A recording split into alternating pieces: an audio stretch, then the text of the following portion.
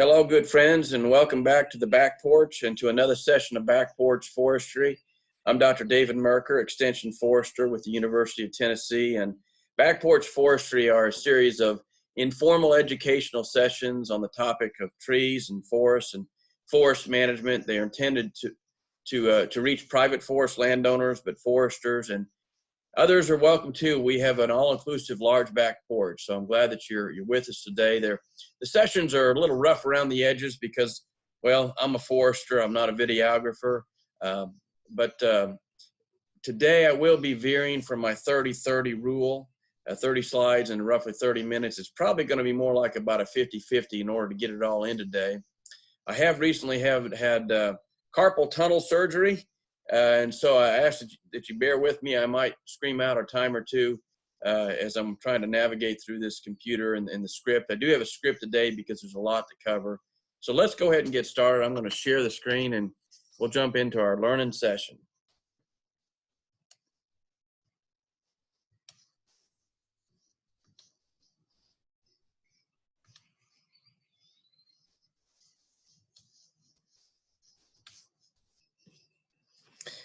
This program examines the subject of log defects, specifically hardwood log defects. We'll see many examples of defects and discuss their cause and resulting problems in the wood. The material is a summary of a USDA U.S. Forest Service publication, Ag Handbook 678, titled Defects in Hardwood Timber by Carpenter, Sonderman, and Rast, and it was last reprinted in November of 2000. This subject is very important to those in the business of buying or selling or growing or appraising hardwood trees, logs, or lumber. Yet defects are in the eye of the beholder. The principles are in place, but buyers may or may not consider them as defects for a variety of reasons. And depending on the species of tree, the word defect may be interpreted differently. To evaluate standing timber from its exterior appearance requires training and skill and knowledge with each tree species over a wide range of conditions and sites. So this is just an overview. So through experience then, keen observation and practice, you can recognize the characteristics of sound premium trees and logs, and then by comparison, logs that are defective. And here's a quick analogy as we get started. Banks don't teach new bank tellers how to identify counterfeit money. They teach them how to identify the real thing, and everything else is counterfeit. So what is the real thing? What log qualities set the standard? And then by extension, what are the deviations from this standard that lower log perfection? Here we establish the standard. In other words, what is the perfect log? A perfect log is the butt log, or the first log, that is round or only slightly oval. It's normally considered 16 foot long with a 24-inch top end diameter. It's straight with only slight taper, with straight grain and uniform in color. Also, the perfect log is without rot or shake or stain and without defects in the quality zone.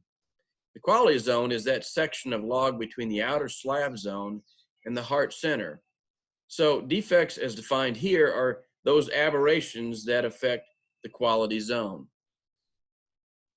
Here's the converse from the previous slide. It includes deviations from the perfect log that may lower value, including the position of the log in the tree other than the butt log, logs that are small or with abnormal stem form, and those with defects in the quality zone.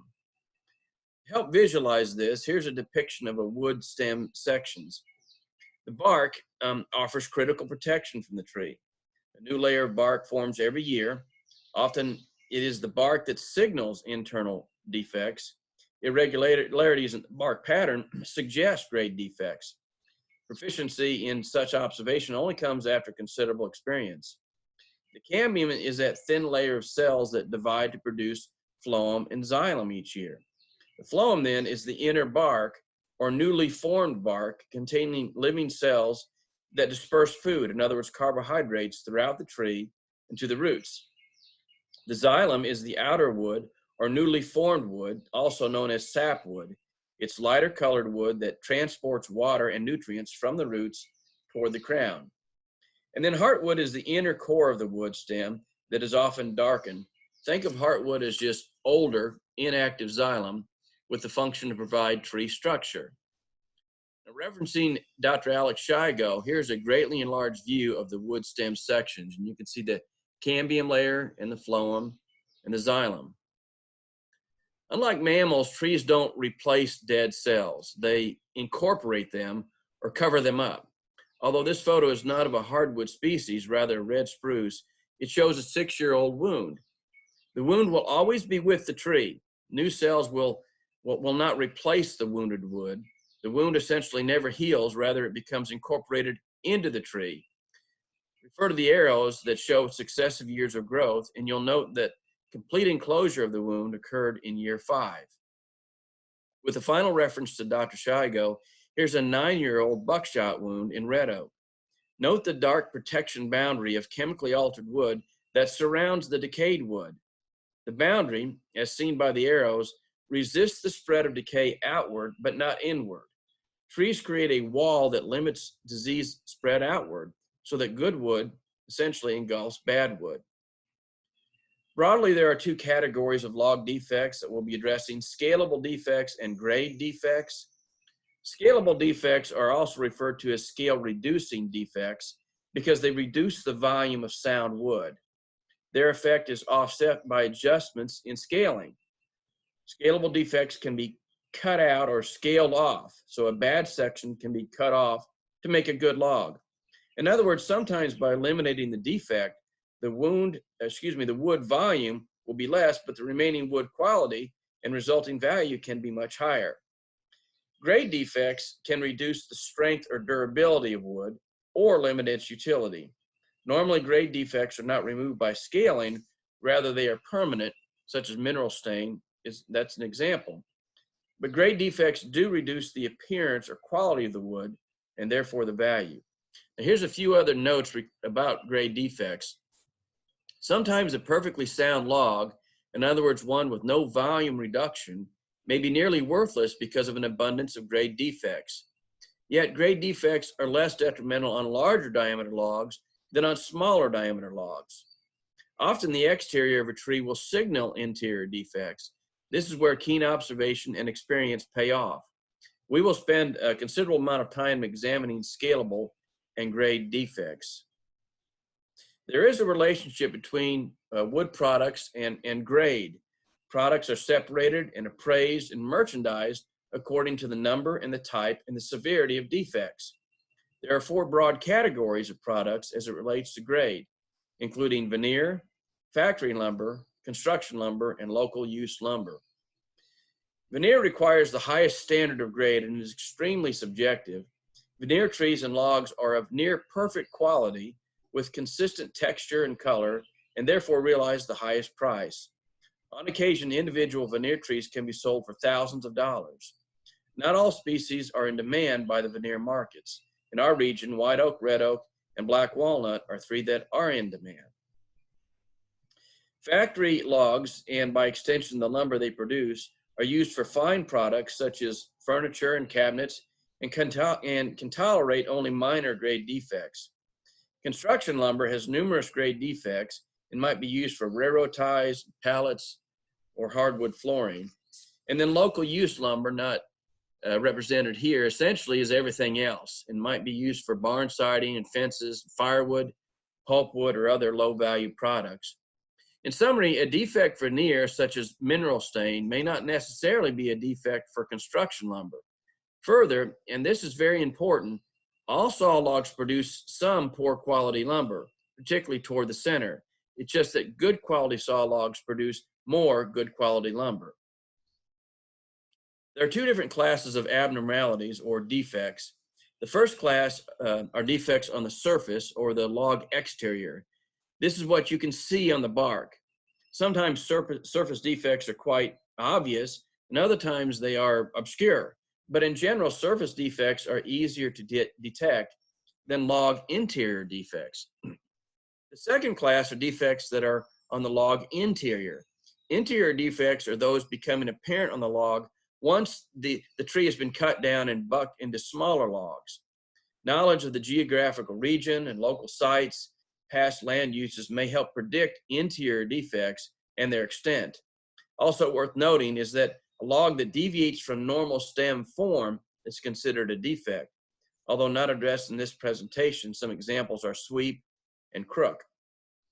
So let's examine the more common surface defects and interior defects, and we begin with log surface defects. A bulge is an enlargement on the tree that creates a barreling effect. Bulges can either be a butt bulge or a stem bulge. Bulges are often without cause, or the bulge is near a wound that has caused internal rot. The tree encloses the wound, which then becomes a bulge. Bulges are scalable. In other words, they can be cut off.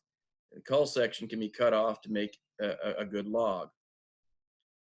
Bumps are usually overgrown knots, or they are hiding internal defects such as an insect hole or rot. Often there will be some internal stain associated with bumps. Sometimes bumps are obvious with a steep rise such as these, while other times they are discreet and require careful inspection. But again, bumps are scalable. Burls.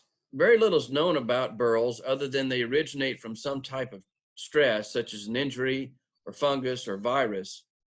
Burls have sound, dense wood that protrudes without limbs. They are produced by vastly multiplying cell division and with contorted grain patterns, sometimes fetching a high monetary value from hobbyists and other niche markets. Burls can weaken adjacent wood, causing branch breakage above or below the burl. And again, burls are scalable. A butt scar is a triangular shaped open gap at the tree base that normally results from ground fire or equipment damage. Once damaged, insects can invade and serve as vectors, introducing diseases that can cause discoloration in the wood. Butt scars are scalable, although they often seal up if the wound is small. Woodlands previously exposed to hot ground fires often have butt scars. Butt swell can either be a butt scar that has become completely enclosed, or it can be a normal expansion of the trunk beyond the normal stump flare. In the latter case, the swell is commonly associated with wetness of sight. With normal butt swell, the wood is sound. However, the swollen wood can be less dense and softer, and once cut into lumber can give an inconsistency from one end of the board to the other. Such wood will dry and machine differently than wood that is located above the swell. Butt swell is very common in bottomlands with species such as green ash, swamp tupelo, and cypress. Butt swells are scalable, and often the removed section is just left into the woods. Cankers are localized death of phloem and cambium caused by a wound that's become infected. Sometimes cankers will have fruiting bodies that are attached, called conks, C-O-N-K-S, that indicate excessive heart rot. Internal rot and stain are normally associated with cankers and can extend both upward and downward several feet. They are scalable, although the defect is difficult to judge, depending on the extent of the upward and downward reach of the internal stain and rot. There's several types of cankers. Nectria canker is seen on the left photo, and hypoxylon canker on the right photo. Hypoxylon canker is a certain signal of tree mortality and is common with red oaks following extended droughts on south and west slopes, particularly in overstocked stands. Mycelium fungus form mats beneath the bark and causes the bark to pop loose. A lesion is an open wound that seals off. There will be a noticeable change in the bark pattern once it seals. Examples of injury include insects, damage from felling trees or limbs, or even wildlife gnawing on the cambium. At the wound site, often sap oozes through the bark, flows down the tree, and then hardens. Underneath the lesion, the wood will normally become stained. Lesions can be a serious grade defect that is scalable, or they can only be superficial and have little impact on the internal wood. Here's a lesion on a sugar maple, the upper left, exterior top view. The upper right is the exterior side view of the same lesion. To the lower left is the same lesion at a sawn depth of 3 inches, and it confirms stain. This cross-section contains numerous lesions, all healing with stain. Notice that the newly formed wood has less stain. Here we have a sealed lesion on a cherry tree, perhaps caused from a falling limb or tree, seemingly harmless, but there will likely be interior stain associated with this lesion.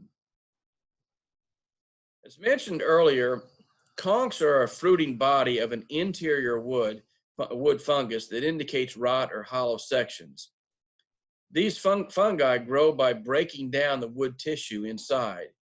Conchs are scalable, although the extent of damage is difficult to estimate. Adventitious buds are clusters of dormant or sometimes called recessed buds that, because of their small size, seem harmless. However, they can retain connectivity all the way to the center or to the pith of the tree and are therefore very problematic with veneer. Periodically, adventitious buds flush with new leaves, becoming epicormic sprouts, or in other words, small branches.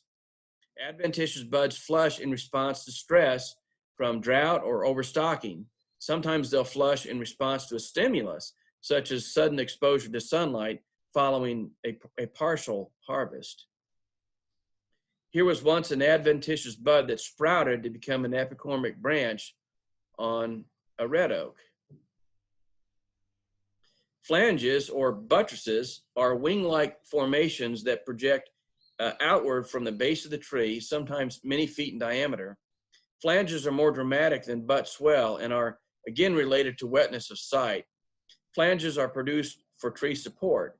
They are outside that normal milling pattern, so log grading begins above the flanges. Oftentimes, flanges are just cut off and left in the woods. Large holes is another example of defect. They're normally caused by decayed rots that have been excavated by woodpeckers or other wildlife. They're obvious defects and are scalable, but require further examination for the extent of the degrade. Large holes may be shallow, or they may lead to large mass of interior rot that extends with time. They're also more common in overmature stands of timber. Medium holes are open holes in the bark that measure roughly 3/16 to a ½ inch in diameter, and they may or may not penetrate into the wood. Medium holes can either be entrance or exit holes of wood-boring insects, such as flathead borers or carpenter worms. Generally, the wood surrounding the medium hole is stained due to some type of decay fungi, which may lead to additional decay, eventually becoming large holes. Carpenter ants then follow and excavate the rotten wood to make nest cavities, thereby enlarging the hole. If medium holes become enclosed, they often develop into a bump defect. This is an example of a medium hole caused by the yellow-bellied sapsucker that's very common. It's a bird that pecks into trees and then drinks the sap or licks the sap that extrudes through the holes. Heavy bird peck is certainly a log defect. Fresh attacks aren't necessarily detrimental if they're just superficial, but fresh bird peck can indicate previous pecking activity occurred in prior years, suggesting that the defect is throughout the entire tree or log. Sapsuckers often return to the same tree year after year. Occluded holes, in other words, those that have filled in, indicate internal defect because the cambium was actually punctured by the bird, similar to puncturing of a tube of caulking, and the caulking escapes. From the log end, from the end of this hickory log, you can see the effects of bird peck. Notice the string of black dots and that the damage occurred in several years. Again, holes in the bark aren't necessarily a defect, but when the hole is occluded or filled in, it indicates internal defect. Notice in this photo that some holes are occluded or filled in, and that others at the top are not. Small holes are open and are less than 13/16 of an inch in diameter, 3/16 of an inch in diameter. Such holes are created by small beetles, perhaps the ambrosia beetle or the Columbian timber beetle, or maybe even glassworm. In the timber industry, they are referred to as pinworm holes. Often small holes occupy a wound that might have attracted insects. Thus, one injury may have led to another. The next defect are sound knots, and they're very common and obvious. They are old limbs or branch scars. Sometimes stain may form near the knots. Sound knots are not necessarily a volume degrade, but they may become unsound knots once birds or insects excavate them and then become a volume degrade. The extent of defect with sound knots is determined by the size, the number, and the distribution. Let me repeat that. The size, the number, and the distribution of the knots. So small knots on larger logs are more tolerable than large knots on smaller logs. Also, small knots or knots that are vertically aligned with one another are preferred by mills to large knots. The example in this photo is not desired because the knots are large and they're not vertically aligned. Overgrowths, the cause of some defects is not obvious. So the general term overgrowth is sort of the catch-all category for many other surface defects. Overgrowths are breaks in the normal bark pattern where callus tissue develops and eventually engulfs the wound to become wood. Through time, bark reforms, and sometimes deeply buried features may have no external evidence at all. One type of overgrowth is knot overgrowth. Knot overgrowth appears as a break in the normal bark pattern. Early knot overgrowths will have distinct swirls or concentric rings surrounding the knot. You might notice the very subtle rings in each of these photos. Eventually, the ring characteristic disappears and becomes only slightly distorted bark pattern. And you have to stand back sometimes a good distance from the tree to be able to see these old knots when they've got to that point. Another overgrowth is borer overgrowth. These are insect entrance and exit holes that have filled in. They're quite common and are worse with some sites and with some species or in some tree densities where growth rate might be poor. Sometimes borers only penetrate the bark for shelter or breeding, and other times the borers penetrate the cambium and create wood galleries. The latter is more concerning. Notice there's no concentric rings in this overgrowth. The final example of log surface defects are seams. Seams are longitudinal and radial separations, so up and down and then penetrating into the wood fibers that can either be open or closed and are caused by either lightning, frost, wind, drought, or injury. Frost cracks are visible vertical fractures, normally on south-facing trunks that originate when air temperatures rise rapidly in the winter. The significance of a seam depends on its depth, the straightness, the amount of splintered or fractioned wood that was created. Straight, smooth seams, and those that are shallow, are better for milling. A spiral seam may originate from lightning and is unfavorable. So this concludes the log surface defects. We will now examine the interior defects that I referred to earlier, and there are only 7. Interior or log end defects. Interior defects are abnormalities that are visible from the end of the log once the tree is felled and bucked. So it's not visible when the tree is still standing.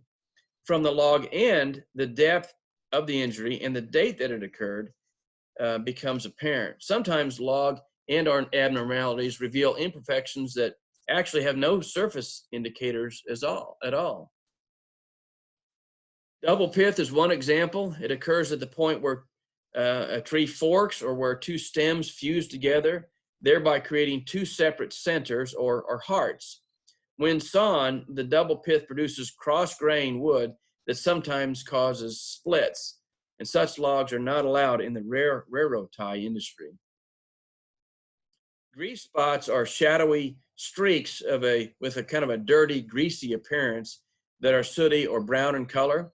The spots actually surround a 1/16 inch tunnel caused by the flathead borer. Grease spots are commonly found in trees located in flooded areas or in poor, dry sites or with a history of fire. Loose heart is the term used for separations in the annual growth rings. Loose heart begins as ring shake. Ring shake is a partial separation of the growth rings as opposed to a continual. It's a major defect requiring volume reduction. Volume reduction occurs by continually budding off the end of the log until the loose rings are no longer present. Loose heart is prevalent in overmature timber or timber recently exposed to wind, and it's fairly common with the species cottonwood. Stains and streaks are discolorations of the wood that can be of organic or inorganic origin. Organic stains and streaks imply that the discoloration is carried from living organisms and are brighter color. Examples of stain from organic origin are sapsuckers, insects, bacteria, or fungus. Inorganic stains and streaks are darker grays and browns and blacks, the cause from which is difficult to determine. It's generally believed that inorganic stains originate from soil minerals. Inorganic stains are common on poorly drained wetlands or on heavily compacted soils or on drier upland sites with a thin topsoil. These stains are collectively referred to by the industry as mineral stain. Pinworm holes are very small, round holes caused by the ambrosia beetles that attack stressed trees, common with red maple. These holes are readily overlooked except for the discolored spots of fungus that accompany them. Pinworm holes won't have the same smeared look as do grease spots. Spotworm holes often occur in pairs caused by the larva of the Colombian timber beetle. Each larva has its own gallery, surrounded by an oval or an elongated stain. Spotworm is common, again, with soft maple, where it's sometimes referred to as wormy maple. It can be found in other species as well, though. Soak refers to a moderately discolored area with yellow, brown, or dull gray sizable patches. The wood appears spongy, although it's actually solid. Soak is not a log scale deduction, but it is a grade deduction. So timber quality can be related to the site conditions and to the history of the stand. There are clues sometimes in standing timber that can often indicate the presence of interior defects. Some clues include poor sites. For example, I've mentioned that quite a bit, but poor sites can be extremely dry, extremely wet, eroded, rocky, with shallow soils or hard pans. Previous fire. Some landowners customarily burn their woodlands, and light and frequent prescribed fires may not be detrimental to trees at all, but hot fires can be damaging to timber. Therefore, fires should be used judiciously if growing high quality hardwoods for sale is your objective. Livestock grazing, especially if heavy or if conducted over many years, does affect the soil. Altered soil properties include compaction and erosion, creation of artificial drought, and exposing roots to biotic threats. The damage can be apparent even if the pasturing occurred decades earlier. Hogs are particularly detrimental and damaging to timber. Overmaturity. As trees overmature or become mature, vigor declines, and that leads to defects previously addressed in this presentation, such as shake and stain and holes and soak, or exposed wood from large limb breakage. Broken tops can indicate interior or low vigor and stain. Ice or wind damage occurring many years prior may lead to internal stain or loose heart. Open wounds can signal hidden defects. They're obvious, an open wound. And then irregular bark patterns. Irregularities in bark patterns such as bark thickness and configuration or color, these frequently signal defects. For example, in the early stages of decline, bark often darkens and thickens. Then in late stages of decline, bark bleaches, lightens, and sloughs off. So today we have established the perfect log. We've explained the sections of a wood stem. We've defined both scalable and grade defects. We have differentiated between log surface and log interior defects. We've discovered 17 log surface defects and 7 interior defects and discussed their appearance, cause, and resulting damage. So we've covered quite a bit. There's the reference that I was referring to earlier that provided much of this information and many of the photos as well. So we've come to the end. We've had a good time on the back porch today.